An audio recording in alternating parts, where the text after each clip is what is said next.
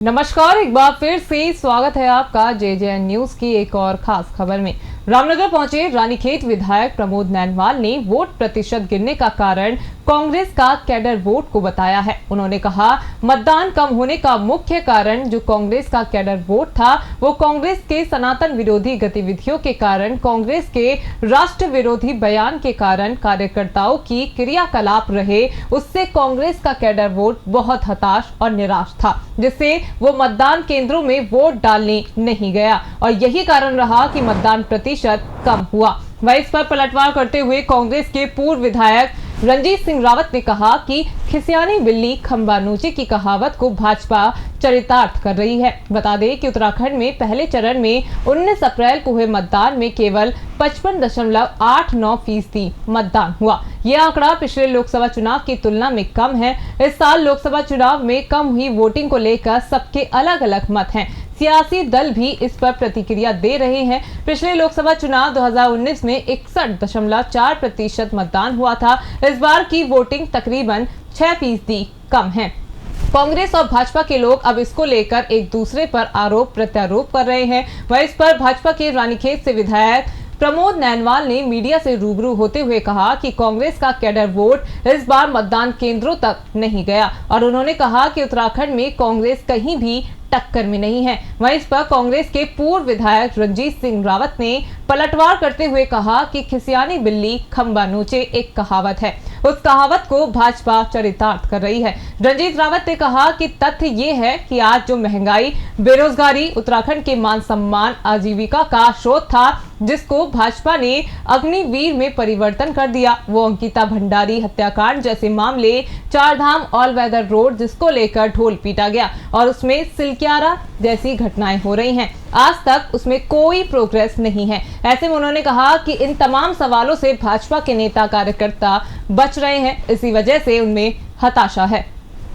लोकसभा चुनाव में जिस प्रकार पूरे जोशो खरोश के साथ स्थानीय जनता ने वोट दिया है, वो भारतीय जनता पार्टी के पक्ष में इसलिए भी जाता है कि जो वोट प्रतिशत गिरने का मुख्य कारण जो मुझे लगा क्षेत्र में घूमते हुए कि जो कांग्रेस का कैडर वोट था वो कांग्रेस के सनातन विरोधी गतिविधियों के कारण और कांग्रेस के राष्ट्र विरोधी जो उनके बयान रहे, जब उनके कार्यकर्ताओं के जो क्रियाकलाप रहे, उससे बहुत हताश और निराश था और वो मतदान केंद्र पर नहीं गया और वोट प्रतिशत गिरने का ये बहुत बड़ा कारण मुझे लगता है।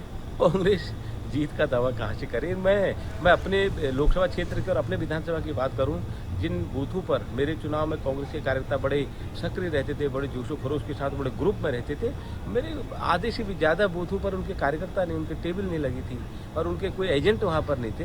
बहुत हताशा और निराशा है कांग्रेस के कार्यकर्ता में कहीं ना कहीं। अब क्योंकि 4 जून तक उन लोगों को एक आशा बधाई रखनी है अपने कार्यकर्ताओं में, इसलिए मुझे नहीं लगता कि कांग्रेस कहीं भी टक्कर में उत्तराखंड में है। खिसियानी बिल्ली खंबा नोचे की कहावत है, वो उसको वो चरितार्थ कर रहे हैं।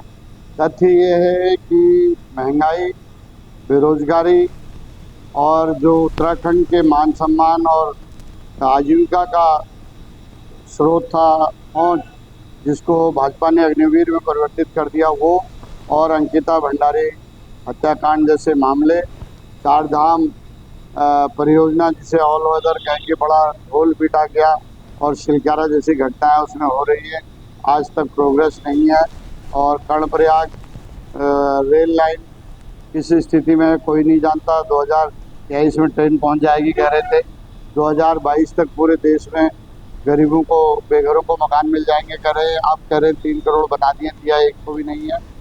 तो और इसके साथ ही जो 2 करोड़ हर साल बेरोजगारों को रोजगार देने, किसानों की इनकम दोगुनी करने, किसानों का कर्ज माफ करने, 15 लाख हर खाते में डालने, जिनमें कोई काम नहीं हुआ, महज लफाजी हुई।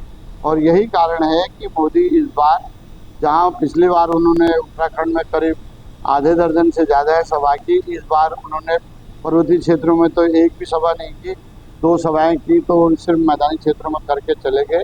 इन सवालों से भाजपा बच रही है और उनके कार्यकर्ता भी बच रहे हैं, उनके अंदर उत्साह भी नहीं था। इस बार प्रचार भी आपने देखा होगा, भाजपा ने वो ऑफेंसिव प्रचार नहीं चलाया क्योंकि उनका कैडर बोर्ड जो है उससे बिछा हुआ है। जहाँ तक वो कांग्रेसियों की बात कर रहे हैं, ये तथ्य है कि भाजपा में वैचारिक शून्यता हो गई है। अनुभवहीनता उनके पास है ही है। 5 साल एक बार, 13 महीने एक बार, 13 दिन एक बार और 10 बार, 10 साल इस बार सरकार चलाने के बाद भी सरकार चलाने का अनुभव उनके अंदर नहीं आया है।